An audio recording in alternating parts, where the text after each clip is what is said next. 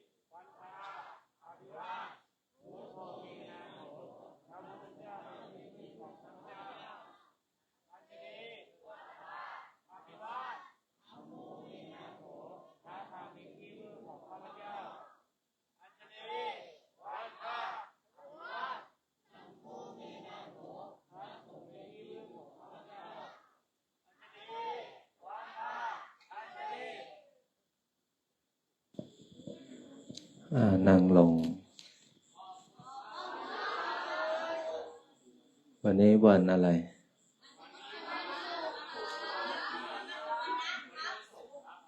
วันนี้เป็นวันพระ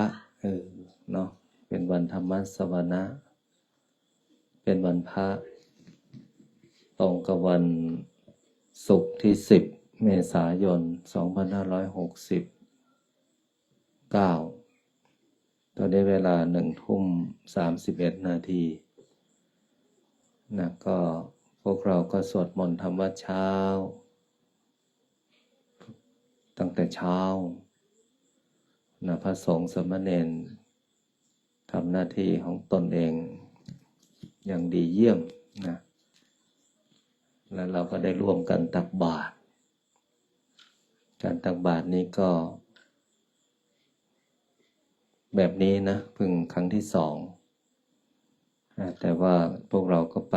ตามชุมชนตามหมู่บ้านในแต่ละวันพวกเราก็ทำหน้าที่ของเราอยู่แล้ว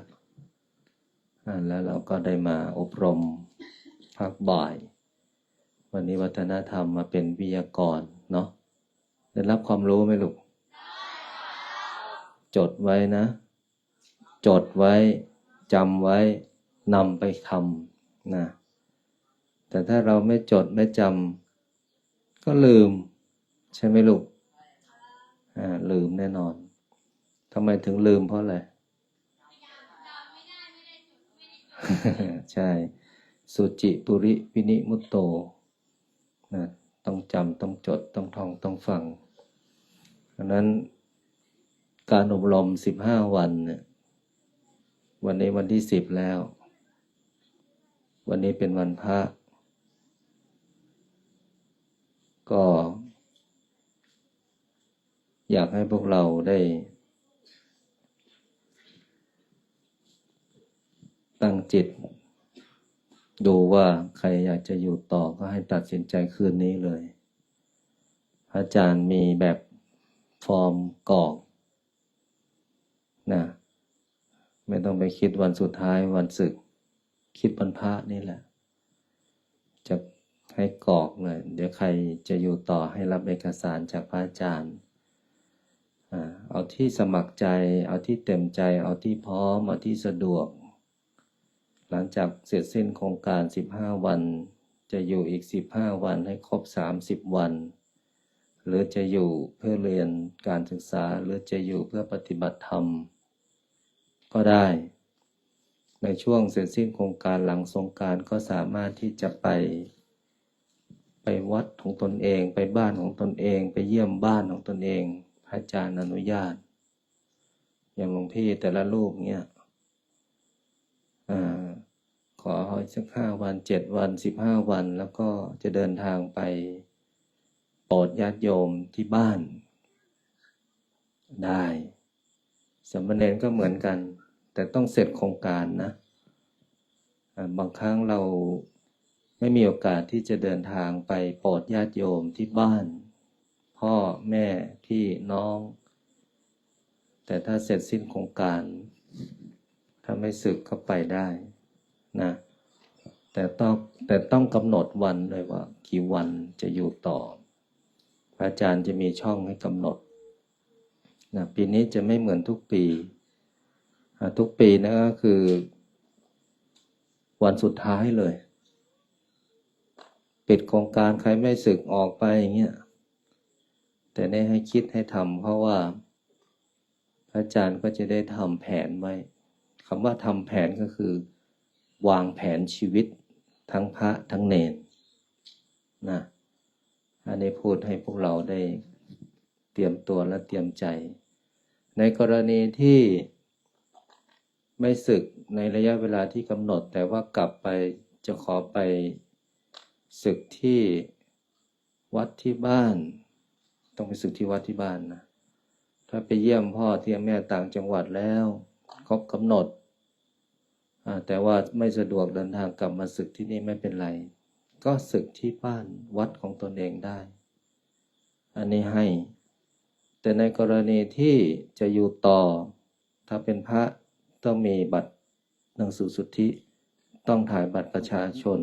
ต้องมีสังกัดและต้องอยู่ทะเบียนวัดไม่ใช่ทะเบียนบ้านนะหลวงพี่เบสไม่สึกต้องมีต้นสังกัดต้องมีทะเบียนวัดต้องมีบัตรประชาชนต้องมีหนังสือสุทธิเยอะนะตอนนี้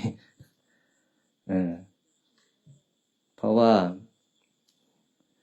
เราต้องมีตัวตนเรามีตัวตนอยู่แล้วแหละ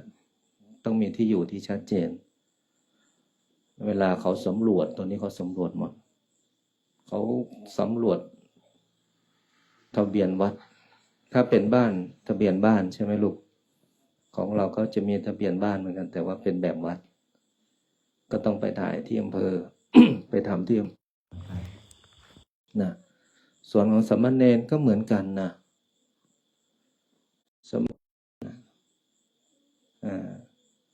ดังนั้นใครที่บวชที่นี่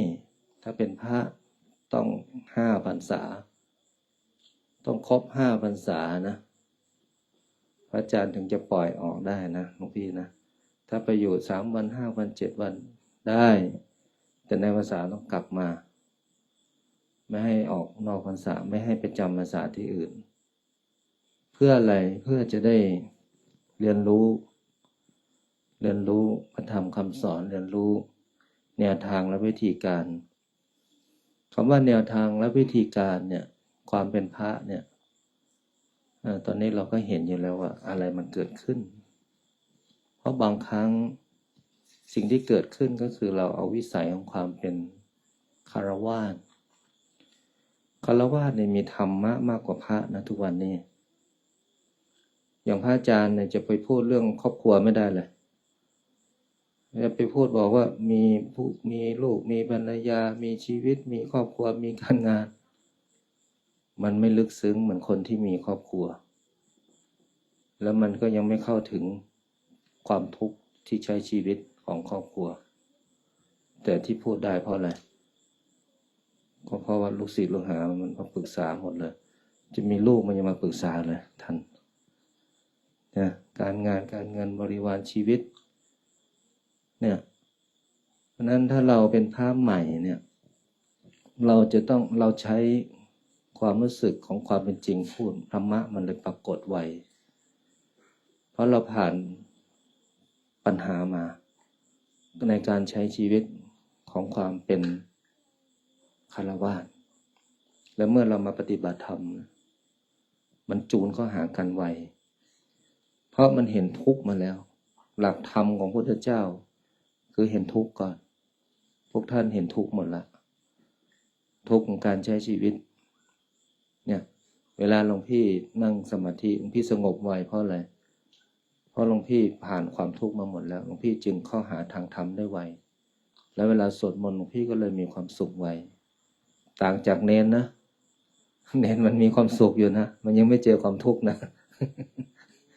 ใช่ไหมเพราะอะไรอยากได้อะไรก็พ่อให้อยากได้อะไรก็แม่ให้แต่เนนเรามานั่งอย่างนี้ได้เนี่ยถือว่าสุดยอดนะอบรมทั้งเช้าบ่ายกลางวันเย็นกลางคืนเนนเราเนี่ยโอ้โหต้องสาธุเลยนะลูกนะนั้นเนนจะให้เขาสมาธิแล้วเขามีความสุขดิ่งไปเลยไม่ได้เพราะอะไรก็เพราะว่าเขายังไม่เห็นชีวิตความเป็นจริงนะเขามานั่งได้ถือว่าสุดยอดแล้วแต่หลวงพี่เห็นความเป็นจริงของชีวิตแล้วเวลาหลวงพี่ถ่ายทอดธรรมมันเป็นการถ่ายทอดความรู้สึกที่เกิดจากการใช้ชีวิตแต่ดังนั้นแต่ถ้าที่นี่ต้อง5 ปีนะต้อง5 ปีเนี่ยผมจะให้โอกาสที่จะเป็นเจ้าสำนักได้นะ5 ปีถ้า1 ปี2 ปี3 ปีคือมันพูดได้บรรยายได้อธิบายได้แต่ความลึกซึ้งอรรถะของธรรมตลอดถึงเกี่ยวกับข้อวัดปฏิบัติที่พ่อแม่ครูบาอาจารย์ได้วางไว้เนี่ยเราต้องศึกษานะครับโลกทุกวันนี้มันเป็นโลกออนไลน์พูดก็คือพูดออกไปแล้วมันแก้อะไรไม่ได้สิ่งที่ต้องระวังที่สุดก็คือความคิดและคำพูดถ้าเราระวังความคิดได้ควบคุมมันได้คำพูดเราก็ควบคุมได้แต่ถ้าเราควบคุมความคิดไม่ได้มันก็ทำโดยที่ไม่รู้สึกตัวพูดไม่ได้คิดพูดไม่ได้คิดนี่อันตรายเพราะเวลาพูดไปแล้วเนี่ยมันอาจจะมีผลลัพธ์กลับมาหาเราพูดดีก็เสมอตัวพูดไม่ดีก็เกิดปัญหาทั้งที่เราไม่ได้คิดอะไรเราพูดไวกว่าความคิดก็มีหลายคนที่เป็นเช่นนั้นและการที่หลวงพี่มาปฏิบัติธรรมมาสวดมนต์นะหลวงพี่ได้ฝึกจิตหลวงพี่ได้ขัดเกลาและหลวงพี่ได้บำเพ็ญนะส่วนสามเณรได้เรียนรู้อย่างเดียวเข้าใจไหมลูกเราอาจจะยังไม่รู้เลยฝึกจิตคืออะไร แต่หลวงพี่รู้นะได้เรียนรู้วันนี้มีพระอาจารย์ท่านมาเป็นวิทยากรเราต้องศึกษาเรียนรู้ในการที่เราจะต้องได้เรียนรู้ในสิ่งที่เรายังไม่รู้เนี่ยอันนี้เนนคือเรียนรู้ส่วนพระก็คือการฝึกฝนขัดเกลาชำระจิตนะดังนั้นหลวงพี่แต่ละรูปที่บำเพ็ญก็ถือว่าตั้งใจทุกรูปเพราะเราตั้งใจบวชส่วนจะได้อะไรหรือไม่ได้อะไรไม่ต้องไปซีเรียสมากวันนี้เราจิตไม่นิ่งเลยเรารู้แล้วไม่นิ่งเนี่ยอันนี้ก็ได้นะวันนี้จิตเราไม่สงบเลยได้เหมือนกันได้อะไรได้ความรู้สึกทีนี้เราได้ความรู้สึกเราจับความรู้สึกให้เป็นเราไม่สงบตรงไหน มันไม่เกี่ยวกับสถานที่หรือสถานที่หรือไม่สงบกับคนหรือไม่สงบกับตัวเองหรือที่ใจเราต้องดูเข้าไปอีกให้มันเห็นให้ได้สุดท้ายถ้าเราจะหนีความวุ่นวายหนีไม่ได้เพราะอะไรเพราะทุกที่ที่มีคนที่มีอะไรก็แล้วแต่สุดท้ายมันจบที่ตัวเรานั้นหลวงพี่ทุกรูปที่บำเพ็ญอยู่ถ้ารู้เห็นตามอารมณ์ตัวเองควบคุมอารมณ์ตัวเองได้หลวงพี่จะได้อะไรจากการบวชเยอะนะการสอนก็คือการเรียนรู้แต่การปฏิบัติคือการฝึกฝนด้วยตัวเองหลวงพี่มานั่งอยู่ตรงนี้หลวงพี่ได้รับฟังสุดท้ายหลวงพี่ต้องกลับไปพิจารณาตัวเองก่อนนอน5 นาที10 นาที15 นาที30 นาทีวันนี้นั่งได้5 นาทีรู้สึกสงบมากวันนี้นั่ง10 นาทีรู้สึกเพลินอารมณ์มันไปเรื่อยๆวันนี้นั่งได้30 นาทีรู้สึกไม่ปวดไม่เมื่อยอะไรเลยรู้สึกจิตเบาวันนี้นั่งได้1 ชั่วโมงโอ้รู้สึกโล่งเนี่ยแต่วันนี้นั่ง5 นาทีไม่ได้เลยโอ้ปวดมากไม่รู้ไปแบกเก้าอี้มาว่าหนักเนี่ยปวดไหล่ปวดเอวปวดหลังสารพัดปวดเลยที่นี่เห็นไหม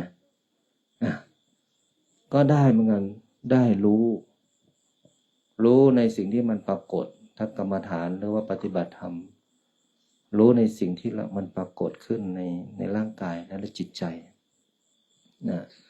ส่วนสมณเณรก็คนที่มีของเก่านะถ้าสมณเณรรูปไหนมีของเก่านะเนี่ยพระอาจารย์ดูหลายรูปมีของเก่าติดตัวมาเยอะมากสมณเณรบรรลุพระอรหันต์ก็มีนะลูกสมณเณรบรรลุธรรมก็มีนะลูกอย่าดูถูกตัวเองนะอย่าไปเข้าใจว่าโอ้ยการสวดมนต์เป็นของหลวงพี่การนั่งสมาธิเป็นของหลวงพี่การฟังธรรมเป็นของหลวงพี่แต่การเล่นเป็นของผมเนี่ยใช่ไหมลูกอันนี้เน้นรูปไหนที่มีของเก่าจะไม่คิดแบบนี้คำว่าของเก่าก็คือบุญเก่าที่ติดตามตัวมาเน้นรูปไหนที่นิ่งที่ฟังที่สงบที่ไม่ชอบกระดุกกระดิกรู้เลยว่าเน้นรูปที่นิ่งเนี่ยเป็นนักบำเพ็ญมาเกิดเน้นรูปไหนที่กระดุกกระดิกเนี่ยลิงมาเกิดเอาจริงเน้นรูปไหนที่นั่งฟังแล้วหลับเป็นงูเป็นงูหลามงูนี่กินแล้วหลับนะลูกลองดูดีๆนะเนรรูปไหนกินปุ๊บหลับปุ๊บนะเขาเป็นงูกับชาติมาเกิดแล้วเนรรูปไหนที่นั่งแล้วเขี่ยนั่นเขี่ยนี่ขีดนั่นขีดนี่นี่มีหลายรูปวันนี้ดูเลยว่าในรูปนี้ชาติที่แล้วเป็นหมอดูเนี่ยขีดเขียนตลอดนะดูวันดูปีดูเดือนปีเกิดดูง่ายๆนะลูกแต่ถ้าเนรไหนได้มีของเก่ามาเกิดมีบุญมาเกิดเนี่ยเนรหลายรูปเลยเนี่ยนิ่งสงบเห็นไหมอันนี้คือของเก่าอันนี้คือมีบุญมากแล้วเวลาเนรนั่งเนรที่นั่งได้จะเป็นเนรที่มีปัญญาคำว่านั่งไม่ใช่นั่งอาสนะผมนั่งได้ทั้งวันอาจารย์ก็ว่ามาเถอะผมไม่ลุกก็ได้ไม่ใช่ลูกคำว่านั่งได้ก็คือนั่งได้สติสมาธิปัญญาวันนี้พระอาจารย์พูดเรื่องอะไรอย่างเงี้ยกลับไปพิจารณาวันนี้วันพระอาจารย์อยากให้พวกเราบำเพ็ญศีลเงี้ยในสมัยของพระโพธิสัตว์ที่บำเพ็ญศีลที่เสวยชาติเป็นพญานาคชื่อว่าอะไรรู้ไหมไม่เกี่ยวอะไรกับมอนโพธิสัตว์ ในสมัยพุทธกาลเนี่ยก่อนที่พุทธเจ้าจะมาตรัสรู้เสวยชาติเป็นพญานาคชื่อว่าภูริทัตตนาคราชอยากฟังไหมอยากฟังนะเขาได้อัตภาพของความเป็นพญานาคแต่ว่าเป็นพญานาคพระโพธิสัตว์อย่างพระเบสถวายงูพระอาจารย์ไม่รู้ว่างูตัวนั้นเป็นงูโพธิสัตว์ว่าไม่รู้ดูถูกไม่ได้มันไม่กินอาหารเลยลูกใช่ไหม3 เดือน4 เดือน5 เดือนจำศีลอยู่แบบนั้นนะเราจะดูถูกสัตว์เดรัจฉานไม่ได้นะลูกในสมัยพุทธกาลเนี่ยพญานาคตนนั้นนะเกิดใน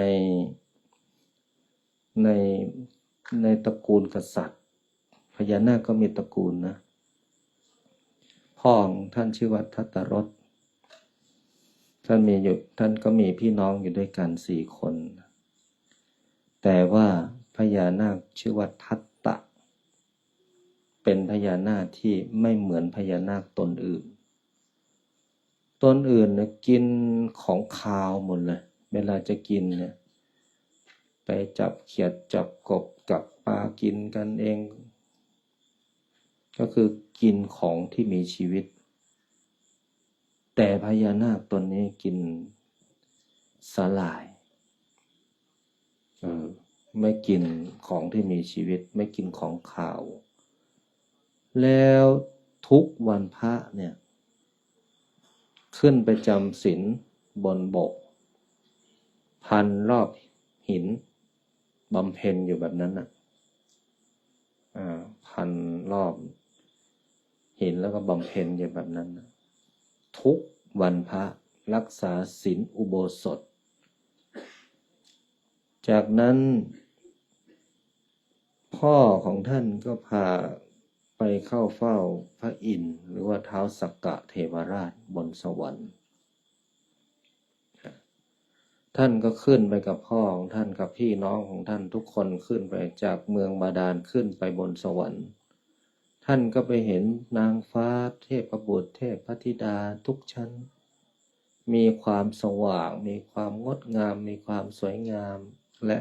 น่าปรารถนาที่อยากจะมาเกิดเป็นเทวดาท่านก็ขึ้นไปแต่ละชั้นจนไปถึงพระอินทร์ท่านก็ปรารถนาที่อยากจะเป็นเทวดาพระอินทร์ก็กล่าวกับท่านว่าถ้าเธอปรารถนาเธอต้องบำเพ็ญก็คือถือศีลอุโบสถทุกวันพระวันนี้วันพระนะลุงนะพญานาคทัตตะเดิมทีชื่อว่าทัตตะพระอินทร์จึงประทานชื่อว่าภูริทัตตนาคราชแปลว่าผู้มีปัญญาใหญ่กว้างเทียบเท่าแผ่นดินเมื่อท่านได้ชื่อว่าภูริทัตตนาคราชท่านดีใจมากเพราะท่านปรารถนาที่อยากจะเป็นเทวดาเหลือเกินไม่อยากจะเป็นพญานาคแล้วนะไม่แน่นะแต่ละรูปนี้อาจจะมีพญานาคจำแรงแปลงกายมาอยู่เคียงข้างเราก็ได้นะดูดีๆนะถ้าไม่ใช่เพื่อนเราภูริทัตตนาคราชเมื่อทราบว่าตั้งบำเพ็ญเป็นผู้ถือศีลอุโบสถจากนั้นเป็นต้นมาท่านก็บำเพ็ญเพียรถือศีลอุโบสถทุกวันพระมีอยู่วันหนึ่งพราหมณ์2 พ่อลูกเดินทางมาเห็นภูริทัตตนาคราชบำเพ็ญอยู่ที่บนบก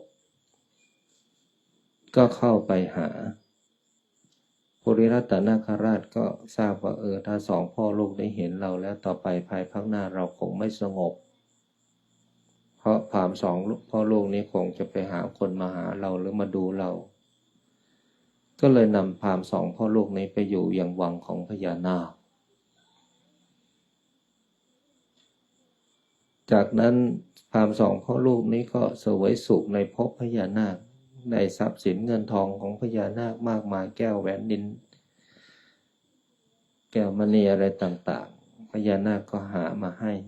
สุดท้ายเกิดความเบื่อหน่ายก็หนีจากเวียงบาดาลขึ้นมาพบมนุษย์เหมือนเดิมแต่พญานาคภูริทัตตนาคราชก็ขอทำสันทสัญญาไว้ว่าอย่าไปบอกใครนะมนุษย์ไม่มีสัจจะนะถ้าไม่มีศีลธรรมนะเราขอมอบแก้วแหวนนิลมณีทั้งหลายที่อยู่เวียงวังบาดาลให้ท่าน2 ลูกพ่อลูกนั้นนำมาใช้ในเมืองมนุษย์แต่ขอร้องว่าอย่าบอกใครว่าเราบำเพ็ญศีลอยู่ที่นี่ก็อยู่นานหายไปเนิ่นนานเลยก็ไปเจอพราหมณ์อีกคนหนึ่งชื่อว่าอารัมภะพราหมณ์เนี่ยหรือว่านายพรานนะชอบจับงูมาแสดงเราเห็นแขกไหมแขกนี่จะเป่าอะไรเป่าปีใช่ไหมแล้วงูก็แสดงตามความต้องการของตนเองใช่ไหมนายพรานเนี่ยมีคาถาจับงูก็ไปเจอ2 พ่อลูกแต่2 พ่อลูกนี้มีความโลภก็ไปเห็นแก้วมณีของนายพรานนี้ก็นึกถึงว่าเอ้ยเราเคยเห็นที่ไหนก็นึกได้ว่าโอ้อยู่ที่บาดาล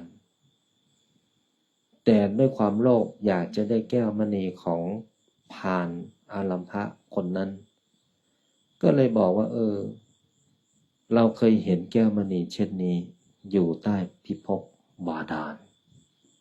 นายพรานเพียงแค่รู้เฮ้ยพราน2 พ่อลูกนี้คงจะได้เห็นจริงแน่นอนด้วยความโลภของทั้ง2 ฝ่ายก็ทำสันทสัญญากันนั้นเจ้าพาเราไปเวียงบาดาลเราจะให้แก้วมณีนี้แก่เจ้าสาพาม2 พ่อลูกนะไม่พาไปแต่พ่อพาไปเพราะลูกทำสัญญากับภูริทัตตนาคราชว่าจะไม่บอกใครแต่พราหมณ์ผู้เป็นพ่อโลภมากก็บอกพราหมณ์นั้นไปสุดท้ายก็พาไปที่ภูริทัตตนาคราชที่กำลังบำเพ็ญศีลอยู่ในวันพระนั้นพรานอารัมภะก็เล่าก็สาธยายคาถาที่จะจับงูจับพญานาคก็ร่ายคาถายาวเลยจนโพธิทัตตนาคราชยอมให้พรานผู้นั้นจับทั้งที่ท่านมีฤทธิ์มากแต่ท่านยอมเมื่อพรานนั้นได้สมปรารถนาก็จับโพธิทัตตนาคราชไปเป็นตัวแสดงมีงานที่ไหนไปที่นั่นถ้าโพธิทัตตนาคราชไม่ทำตามตนเองก็ทุบตีงูก็ทุบตีตามลำตัวเนี่ยจนบอบช้ำเลือดไหลแต่ทัตตนาคราชก็ยังอดทนเมื่อเนิ่นนานผ่านไปหลายเดือนพี่น้องพ่อแม่บริวารของภูริทัตตนาคราชก็เริ่มสงสัยว่าภูริทัตตนาคราชหายไปไหนไม่กลับมายังไม่รู้นะก็เลยแบ่งพี่ภูริทัตตนาคราชไปทางนี้น้องไปทางนี้พ่อแม่ก็จะตามหาอีกทางหนึ่งสุดท้ายพี่และน้องไปเห็นน้องชายตัวเองที่อยู่ที่ลานแสดงที่กำลังเลยพานให้ทำแบบไหนก็ทำแบบนั้นให้ยกคอก็ยกคอให้ม้วนตัวก็ม้วนตัวให้เลื้อยลงก็เลื้อยลง ให้ชูคอกับชูคอให้แผ่แม่เบี้ยแม่เบี้ยก็แผ่อีกทำทุกอย่างเลยทำไมทำก็โดนตีนี่ทั้งน้องอีกน้องสาวพี่ชายก็เห็นว่าโอ้โพธิทัตตนาคราชทำไมน่าสงสารยิ่งนักทั้งเป็นผู้ที่มีฤทธิ์มากนั่นคือตบะนะถ้าเราโดนว่าโดนต่อยโดนตีบางครั้งเราอาจจะสวนเลยนะใช่ไหมลูกถ้าเป็นเราใช่ไหมใช่ไหมลูกด่าเรานี่ไม่ยอมด่ากลับเอาผลักอกนี่สักพักหนึ่งหมัดไปเลยทีนี้ใช่ไหมแต่ว่าโพธิทัตตนาคราชบำเพ็ญคือขันติบารมีอันแรกคือสัจจะบารมีท่านบำเพ็ญทุกวันพระอันที่สองคือขันติบารมีท่านไม่ทำร้ายคนทั้งที่ท่านมีฤทธิ์มากสุดท้ายแล้วน้องสาวและน้องชายและพี่ชายท่านก็ยอมไม่ได้ทนไม่ได้ก็เลยทำการต่อสู้แบบมีการพนันกันว่าพรานคนนั้นจะมีคาถาดีหรือจะสู้พิษของเราถ้าพรานคนนั้นพ่ายแพ้ก็จะต้องยอมที่จะนำโพธิทัตตนาคราชกลับแต่ถ้าพรานผู้นั้นชนะแก้วแหวนเงินทองที่พรานนั้นเลือกที่จะต้องได้จากการไถ่ชีวิตตัวนั้นมากพอสมควรสุดท้ายน้องสาวของโพธิทัตตนาคราชก็ให้พรานนั้นแบมือออกมาแบมารับอะไรฮะ น้องสาวของโพธิทัตตนาคราชก็คายพิษบนฝ่ามือของนายพรานนั้นพิษนั้นแล่นเข้าไปในสายเลือดเนื้อหนังมังสาของพรานนั้นเราเคยเห็นคางคกไหมนั่นแหละผุพองเป็นตุ่มแบบนั้นเลยพรานผู้นั้นรับทุกขเวทนาด้วยความเจ็บปวดสุดท้ายก็ยอมพ่ายแพ้และให้ความเป็นอิสรภาพแก่โพธิทัตตนาคราช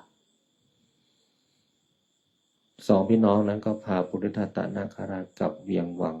บาดาลพรานผู้นั้นพ่ายแพ้ไปด้วยฤทธิ์ของพญานาคสุดท้ายแล้วก็อยู่ไม่ได้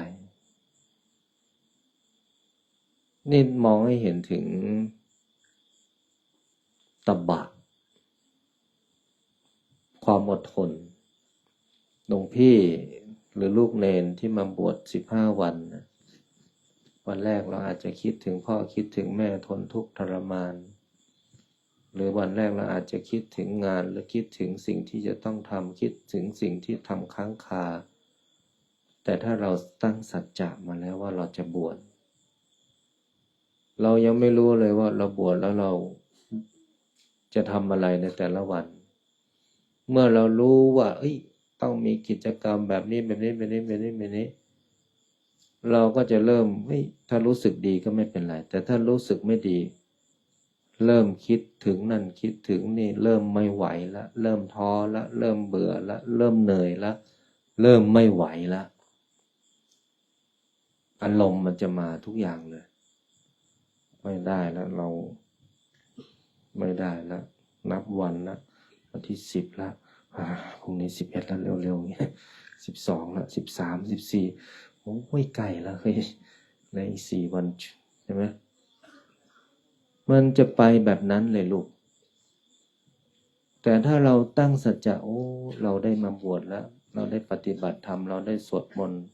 เราได้ตื่นเช้าเราได้ฉันพร้อมกันอยู่พร้อมกันทำงานด้วยกันปฏิบัติด้วยกัน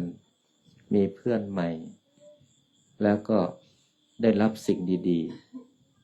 ๆแล้วก็มีความอดทนนี่เห็นไหมลูกถ้าเราไม่อดทนเราอยู่ไม่ครบนะลูก รุ่นนี้ยังไม่มีใครสึกเนาะพระมีคนสึกไหมมีอย่าง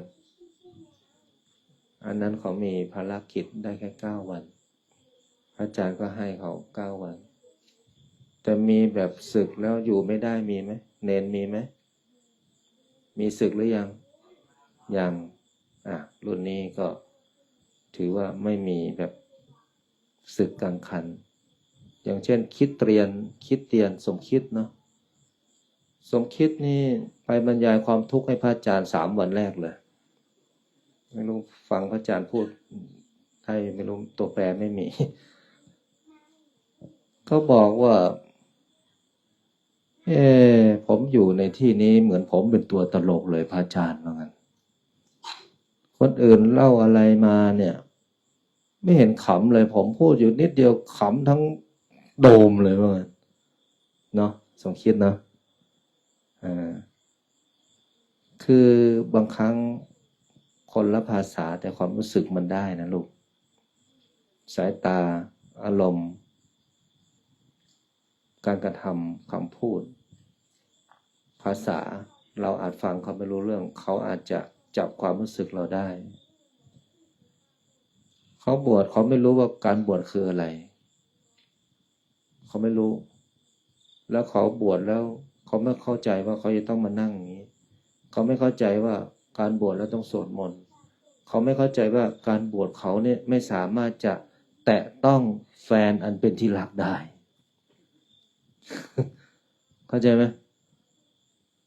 เขาไม่เข้าใจว่าทำไมต้องห่างกันขนาดนั้นเลยเหรอใช่ไหมสมคิดเขาไม่เข้าใจและเขาไม่สงบเลยและเขาเข้าใจว่าการบวชก็คือเขาต้องการที่จะมีความสงบและมีความสุขพระอาจารย์ก็เลยจัดให้เลยอยากมีความสงบไปอยู่คนเดียวเลยบนโบสถ์นอนอุโบสถนั่นเนี่ยเนาะบนเขาเลยรูปเดียวแล้วจัดให้เลยสวดมนต์6 เวลาตั้งแต่6 โมงเช้าในใต้ฐานอุโบสถพระอาจารย์ให้จัดให้เลยแฟนมาปฏิบัติธรรมด้วยใช่ไหมได้อยากอยู่ด้วยกันใช่ไหมได้แต่มีขอบเขตแต่ให้อยู่ในสายตาครั้งแรกไม่รู้เรื่องเลยนะโทรศัพท์อย่างเดียวเลยไลน์แต่สวดมนต์ยึดหมดนะพระอาจารย์ไม่ให้เลยและถ้าทำไม่ได้พระอาจารย์บอกถ้าทุกข์มากอยู่ทุกข์เพราะอะไรเพราะความคิดที่คุณคิดว่ามันจะสุขคุณคิดถึงความสุขก่อนคุณเลยพ่ายแพ้แต่ถ้าคุณเห็นความทุกข์คุณผ่านมันได้ความสุขมันจะปรากฏเพราะเขาเข้าใจว่าบวชแล้วแฟนบวชชีตัวเองเป็นเนนจะได้คุยกัน จะได้อยู่ด้วยกันแล้วฉันต้องมานั่งอยู่กับเนนที่เขาเข้าใจว่าฉันมีความสุขฉันยิ้มใช่ว่าฉันจะมีความสุขเข้าใจไหมเนี่ยอันนั้นอารมณ์ต่างๆพวกนี้เนี่ย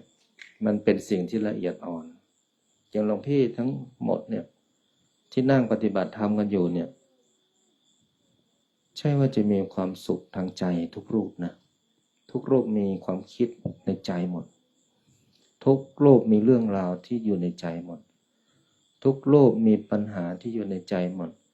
ทุกรูปมีบางสิ่งที่จะต้องแก้ไขในใจหมดและทุกรูปไม่ใช่ว่ามีชีวิตที่เหมือนกันแต่มาเป็นภาพเหมือนกันอยู่ด้วยกันปฏิบัติด้วยกันฉันด้วยกันจำวัดด้วยกันทำงานด้วยกันแต่ทุกรูปรับในสิ่งนั้นได้และทุกรูปก็เริ่มที่จะใช้บุญของตัวเองเนี่ยที่กำลังสร้างด้วยตัวเองเนี่ยทานศีลภาวนาเนี่ยใส่เข้าไปในใจความทุกข์นั้นก็เริ่มหายไปสุดท้ายทุกข์หายสุขเกิดแต่ต่างกับเขาสุขมาก่อนเขาสุขมาเขาไม่ทุกข์แต่ถ้าเขามาเจอความทุกข์เขาเลยไม่อยากเอา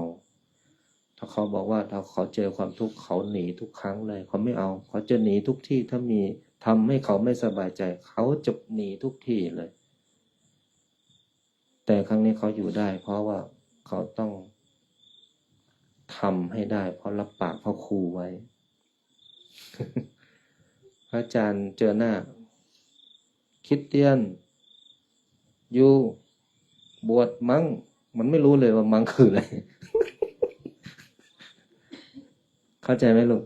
แต่คริสเตียนรับถึงพลังงานความสุขของพระอาจารย์ไงพระอาจารย์เนี่ยจะทุกข์จะเหนื่อยจะอะไรเงี้ยพระอาจารย์ก็ยังมีใบหน้าที่อารมณ์ที่ยังรักษาอารมณ์อ่ะถามพระที่อยู่กับพระอาจารย์เนี่ยรูปไหนที่โดนว่าในรูปไหนที่โดนสอนด้วยตักเตือนนะถือว่าตักเตือนไม่ใช่ว่าไม่ใช่ด่าอยู่ด้วยกันพระอาจารย์ให้ความเคารพทุกรูปให้เสมอภาคทุกรูปไม่เลือกที่รักมักที่ชังและให้ถือว่าเป็นคนครอบครัวเดียวกันเนี่ยอันนั้นเนี่ยสมคิดมาอยู่กับพวกเราหลายวันเนี่ยพวกเราอาจจะยังไม่รู้ถึงความรู้สึกของเขาพระอาจารย์เล่าให้ฟังเป็นธรรมทานแล้วก็ให้พวกเราเข้าใจในสิ่งที่พวกเรามาทำด้วยกันอย่างเนนหลายรูปที่ไม่สึกและเนนหลายรูปที่ต้องไปมีชีวิตเหมือนเดิมแต่ว่าถ้าได้รับจากการสวดมนต์ปฏิบัติและนำไปใช้เนี่ยมันก็จะเป็นผลดีต่อพ่อแม่ต่อชีวิตตนเองนะลูกนะก็ขอให้พวกเราทุกรูปนะที่ได้ปฏิบัติและได้สวดมนต์เอกสารพระอาจารย์มาอย่างลูกที่ได้สวดมนต์ในค่ำคืนของวันนี้พวกเรามีสัจจะพวกเรามีขันติและพวกเราจะบำเพ็ญให้ครบตามที่กำหนดตามที่พระอาจารย์ได้เล่านิทานให้ฟังก็คือโพธิทัตตนาคราชเสวยชาติเป็นพญานาคพระโพธิสัตว์พระพุทธเจ้าของเราเกิดเป็นพญานาคเมื่อบำเพ็ญเป็นโพธิทัตตนาคราชเสวยชาติสุดท้ายก็คือพระเวสสันดรชาดกเราเคยได้ฟังเทศมหาชาติไหมชาติสุดท้ายของการบำเพ็ญก็คือพระเวสสันดรพระเวสสันดรบำเพ็ญคือการให้อย่างเดียวเลยตอนที่เป็นพญานาคบำเพ็ญศีลอย่างเดียวเลย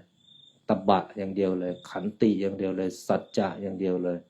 แต่มาเสวยชาติเป็นพระเวสสันดรให้อย่างเดียวเลยให้ทั้งโลกให้ทั้งภรรยาให้ทั้งช้างให้ทั้งทรัพย์สินเงินทองสละความเป็นกษัตริย์ด้วยเพราะเป็นลูกกษัตริย์ให้หมดเลยเห็นไหมเพราะนั้นแต่ละภพแต่ละชั้นแต่ละบำเพ็ญของพระพุทธเจ้าไม่ใช่ง่ายดังนั้นพวกเรามาที่นี่ทำได้ก็ถือว่าสุดยอดเอกสารจะมี2 แผ่นนะลูกนะกรอกวันนี้จะไปนอนกรอกเอาใครไม่สึกก็รับไปกรอกถ้ากรอกไม่เป็นกรอกไม่ได้ก็ถามหลวงพี่บอยนะถามหลวงพี่พระพี่เลี้ยงก็ได้แต่ถ้ากรอกอะไรไม่เป็นเลยก็ขอให้เขียนชื่อนามสกุลแล้วก็ที่อยู่ก็พออย่างอื่นก็ไม่เป็นไรเอาละต่อจากนี้ในเวลา20:09 โดยประมาณพระอาจารย์จะนำพวกเราที่สวดมนต์นะตั้งจิตตั้งใจในค่ำคืนของวันธรรมสวนะในวันพระนี้ตั้งจิตดีๆสลายความรู้สึกไม่พูดไม่คุยกันตั้งจิตตั้งใจหายใจเข้าลึกๆหายใจออกยาวๆพุทธังชีวิตังเมปุเชมิธัมมังชีวิตังเมปุเชมิสังฆัง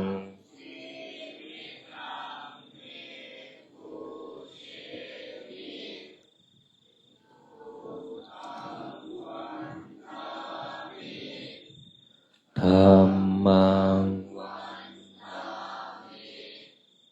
สังฆังวันธามิโคปัญชาจาริยาโคนังวันธามิมาตาปิตุคุนังวันธามิพันไตรสิกขาคุนังวันธามินะโมตัสสะอะระหะโตสัมมาสัมพุทธัสสะนะโมตัสสะภะคะวะโตอะระหะโตสัมมาสัมพุทธัสสะนะโมตัสสะภะคะวะโตสัมมาสัมพุทธัสสะพุทธังสารนังคัจฉามิธัมมังสารนังคัจฉามิสังฆังสารนังคัจฉามิทุติยัมปิพุทธังสารนังคัจฉามิทุติยัมปิสรณังคัจฉามิทุติยัมปิขังสรณังคัจฉามิติยัมปิพุทธังสรณังคัจฉามิติยัมปิมังสรณังคัจฉามิปฏิยัมปิสรณังคัจฉามิปานาติปาตาเวรมณีสิกขาปะทังสมาธิยามิอาทินนาทานา มณีสิกขาปะทังสมาธิยามิสุมิจฉาจาราเวรมณีสิกขาปะทังสมาธิยามิสา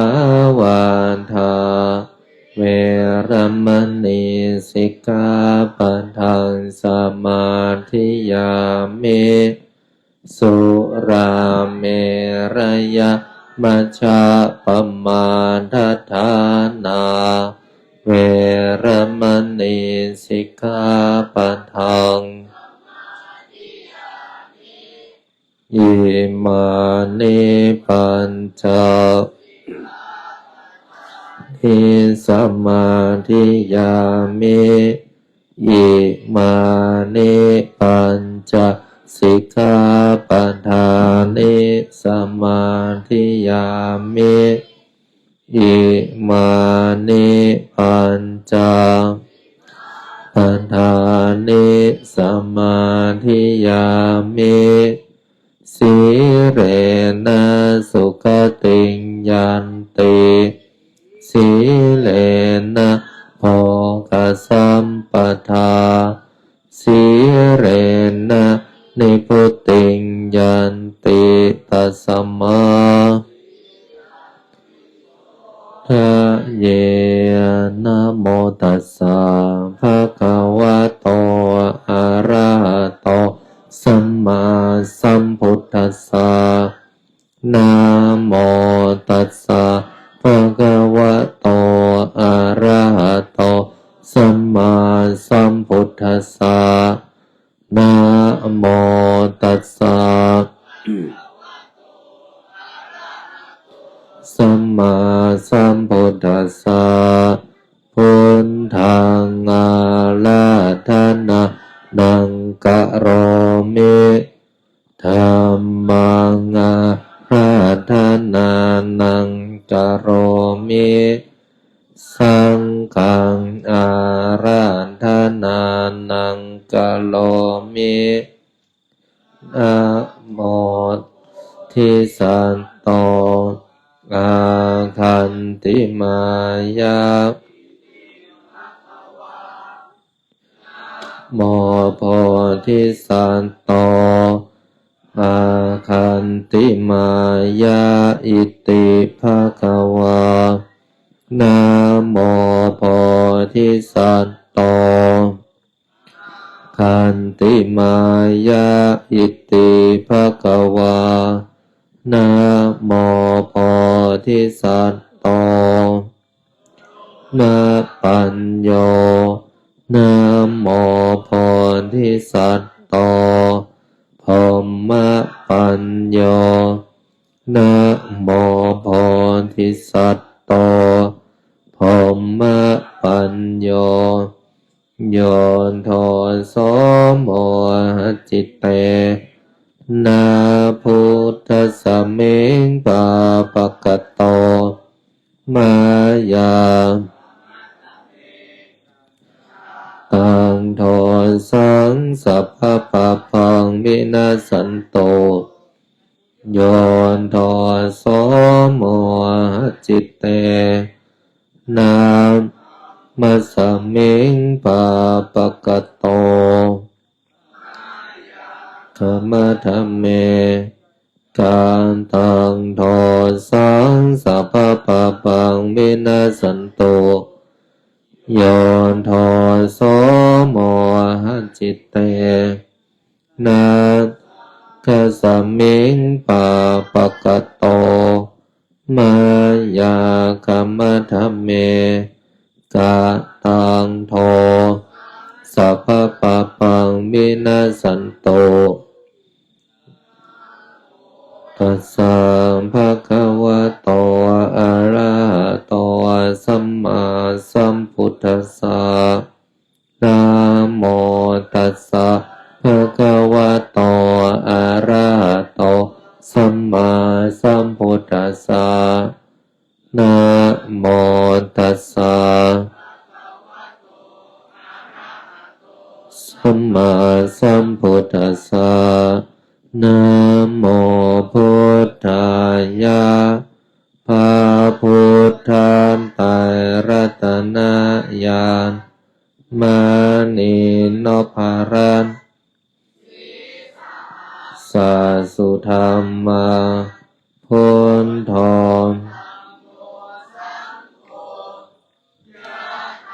พุทโมนะพุทธบูชาธรรมบูชาสังฆบูชาอาคินทานังวะรังคันทังสิวาริจมหาเถรังอาหังวันทามิทุระโตอาหังวันทามิทาตุโยอาหังบันทามิสัพพะโสพุทธานธรรมังนะโมพุทธายะพระพุทธนิโนภารันสีสหัสสุธรรมาพุทโธธัมโมสังโฆยานถาพุทโมนะพุทธบูชาธรรมบูชา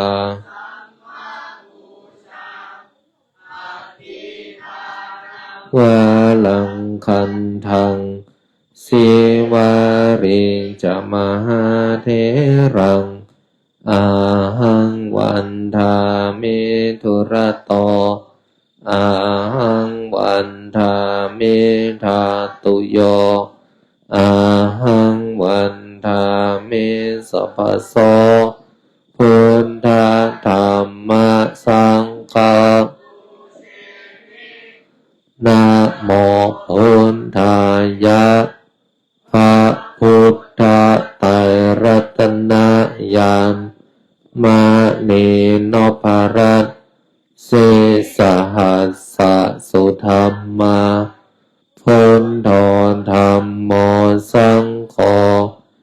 ยะถาพุทโม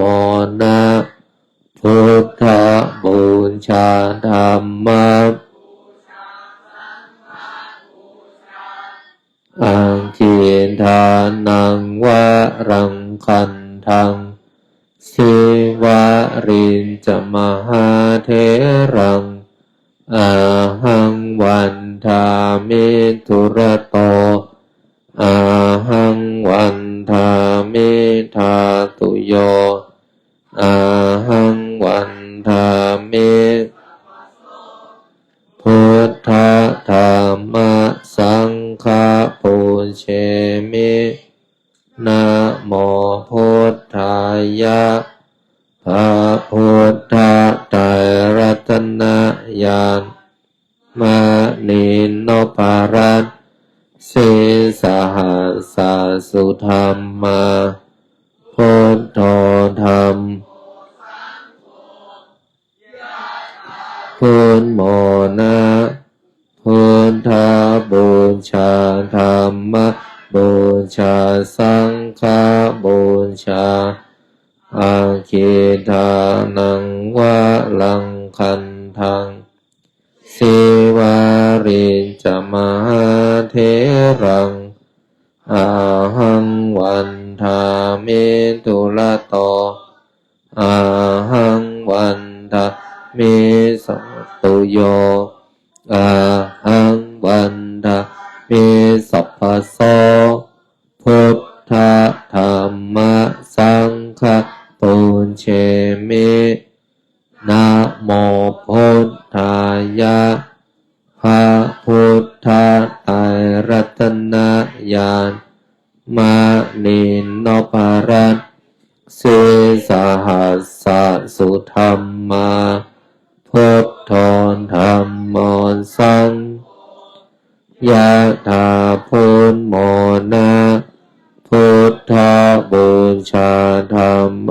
บูชาสังฆบูชาอังคีทานังวะรังคันทังสิวะรินจมหาเถรังอาหังวันทามิทุระโตอาหังวันทามิตุโยอาหังวันทามิพุทธธัมมสังฆปูเชมินะโมพุทธายะพระพุทธไตรรัตนญาณมานินโนภารัตสิสหัสสสุธรรมาพุทโธธัมโมสังโฆยะถาพุทโมนะพุทธบูชาธัมมบูชาสังฆบูชาอังคิทานังวะรังคันทังสิวะริจมหาเถรังอาหังวันทามิทุระโตอาหังวันทามิอาหังวันทามิสัพพโสพุทธธัมมสังฆปูเชมิ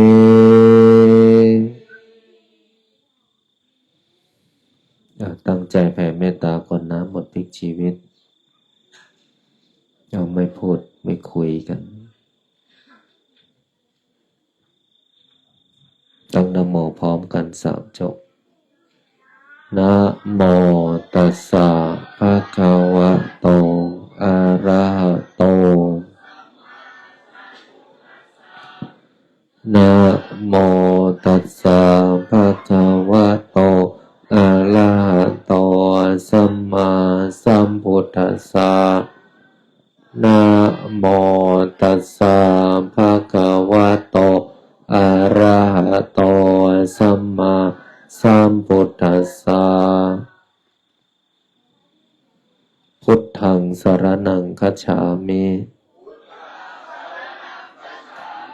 พระพุทธเจ้าเป็นที่พึ่งเป็นสรณะของข้าพเจ้าธัมมังสรณังคัจฉามิพระธรรมเป็นที่พึ่งเป็นสรณะของข้าพเจ้าสังฆังสรณังคัจฉามิพระสงฆ์เป็นที่พึ่งเป็นสรณะของข้าพเจ้าสิทธัตโถอะสมโมโลเกพระพุทธเจ้าอันมีพระนามว่าสิทธัตถะพระพุทธเจ้าไม่มีผู้อื่นผู้ใดเสมอเปรียบในโลกนะโมโพธิสัตว์โตอาคันติมายะอิติภควาสิริวิชโยนะโมพุทธายะอิมินา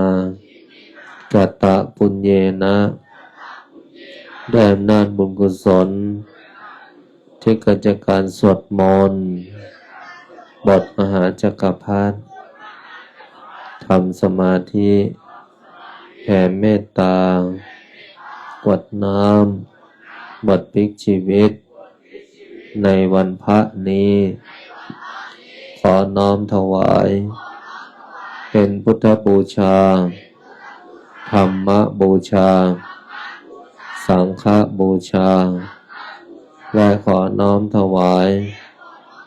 แด่ครูบาอาจารย์อันมีหลวงปู่ทวดสมเด็จพระพุทธาจารย์โตพรหมรังสี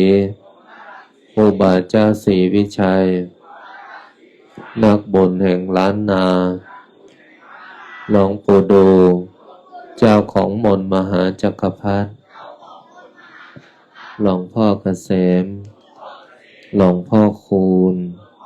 หลวงพ่อเจ้าประคุณสมเด็จพระพุทธชินวงศ์สมศักดิ์อุปสมะมหาเถระองค์อดีตเจ้าอาวาสวัดพิชัยญาณทุกรูปและหลวงตามาเป็นที่สุดและขออุทิศน้อมถวายเป็นพระราชกุศลแด่ดวงทิพวิญญาณของอดีตบุรพมหากษัตริย์ไทยทุกพระองค์ทุกสมัยและขอน้อมถวายเป็นพระราชกุศลแด่พระบาทสมเด็จพระวชิรเกล้าเจ้าอยู่หัวพระบรมวงศานุวงศ์ทุกพระองค์และขออุทิศน้อมถวายเป็นพระราชกุศล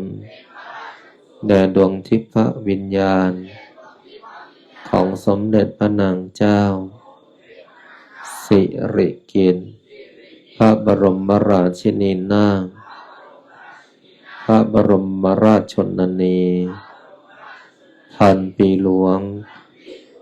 และขออุทิศแด่ดวงวิญญาณของสมเด็จเจ้าพระยา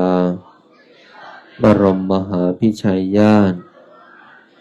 ทัดบุญนาคผู้สร้างวัดพิชัยญาณขอส่วนผลบุญนี้จงสำเร็จแก่บิดามารดาอันมีชื่อว่าบอกชื่อนามสกุลของพ่อแม่ของเรา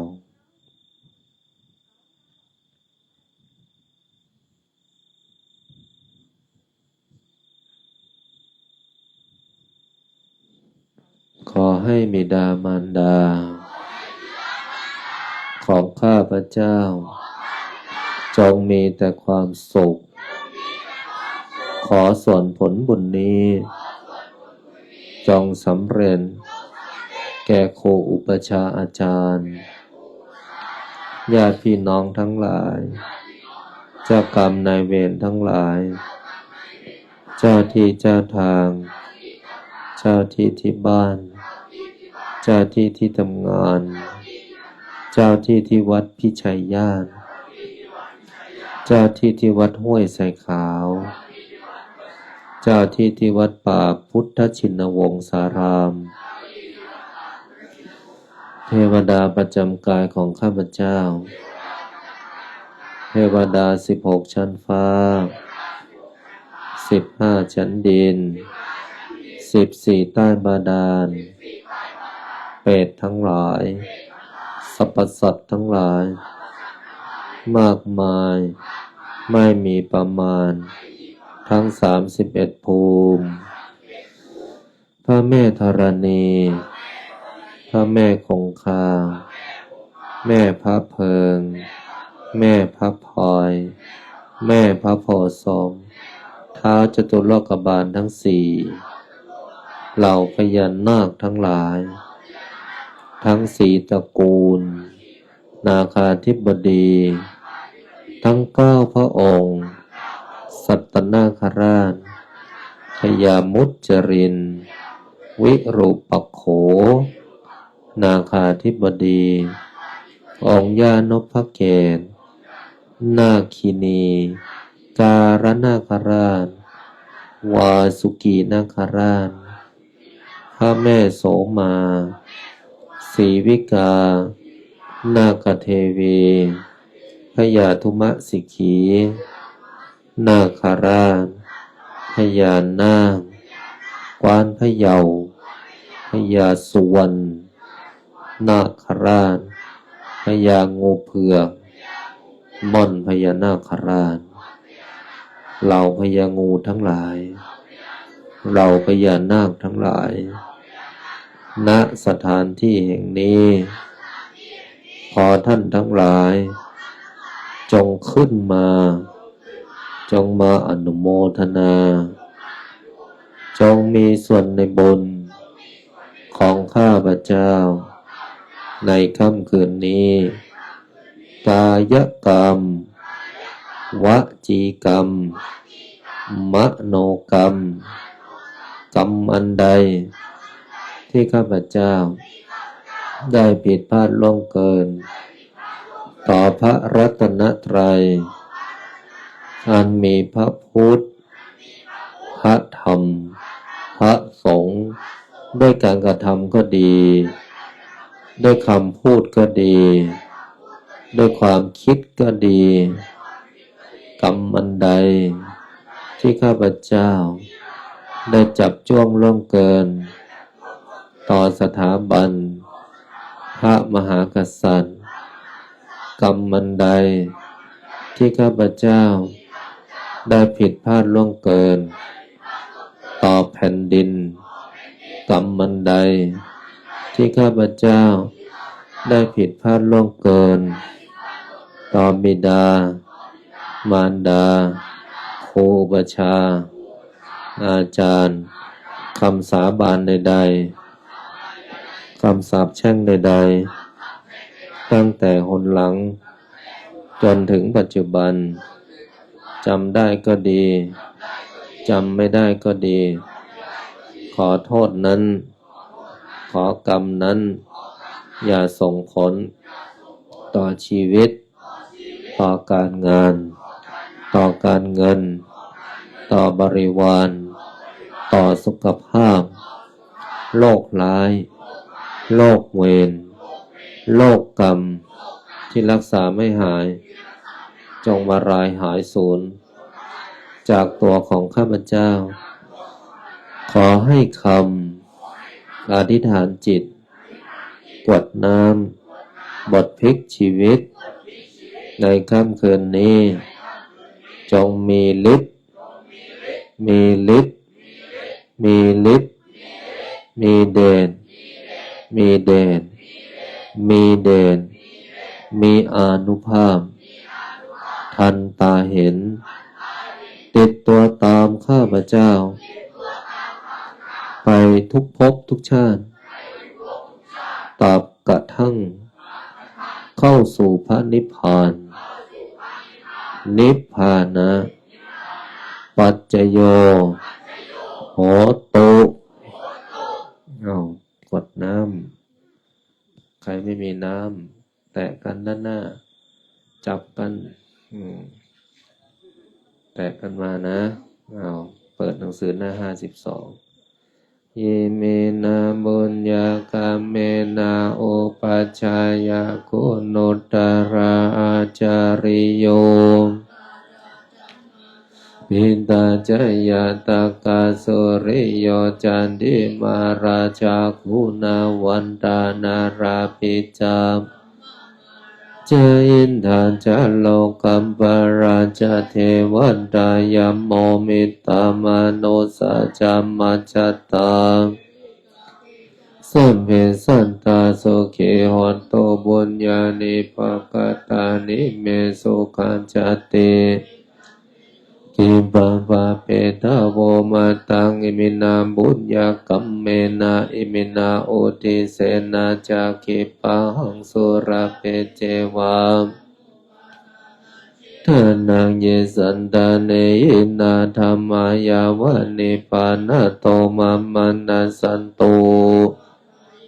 ยันตัญชาโตภะเ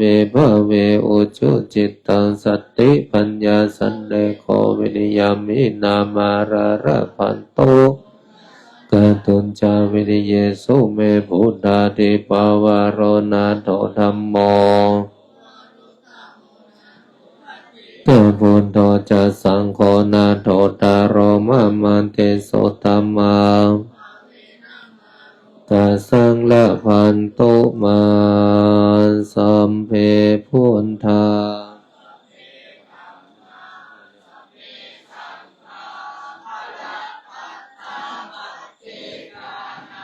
จะยังพระรังอรหันตานันจะเตเชนารักังพันธะมิสัมภาโสสัมเพพุทธาสัมเพธัมมาปันตามปัญเจกานันจะยังพระรังอรหันตานันราคัมพันธามิสัมภาโสสัพเพพุทธาสัมเพธัมมาพลัมปันตามปัญเจกานันจะยังตานันจะเตเจนารังมิสัมภาโสพุทธังอธิตามิธัมมังอธิตามิสังฆังอธิตามิขออำนาจบุญกุศลที่เกิดจากการสวดมนต์บทมหาจักรพรรดิกรวดน้ำบทพลิกชีวิตในค่ำคืนวันพระนี้บุญใดกุศลใดที่สำเร็จแล้วจงประสิทธิประทานพรให้พระสงฆ์ทุกรูปสามเณรทุกรูปตลอดถึงญาติโยมทุกคนจงประสบแต่ความสุขความเจริญนึกคิดทำปรารถนาสิ่งใดขอให้สิ่งนั้นพันสำเร็จสมความปรารถนาทุกประการอีกทั้งขอให้ทุกคนอย่าอดอย่าอยากอย่ายากอย่าจนให้มั่งมีร่ำรวยเงินทองมีสุขภาพร่างกายที่แข็งแรงมีอายุขัยที่ยืนยาวถึง100 ปีทุกท่านทุกคนเทอญนอนหลับฝันดีพรุ่งนี้เจอกัน1 ทุ่มกราบลาพระรัตนตรัยได้พร้อมเพรียงกันคุกเข่าขึ้นอะระหังสัมมาสัมพุทโธภะคะวาพุทธังภะคะวะตังอะภิวาเทมิพุทโธเมนะโธพระพุทธเจ้า สวาคาโตภะคะวะตาธัมโมธัมมังนัมมัสสามิธัมโมเมนะโถพระธรรมเป็นที่พึ่งของข้าพเจ้าสุปฏิปันโนภะคะวะโตสาวกสังโฆสังฆังนามามิสังโฆเมนะโถ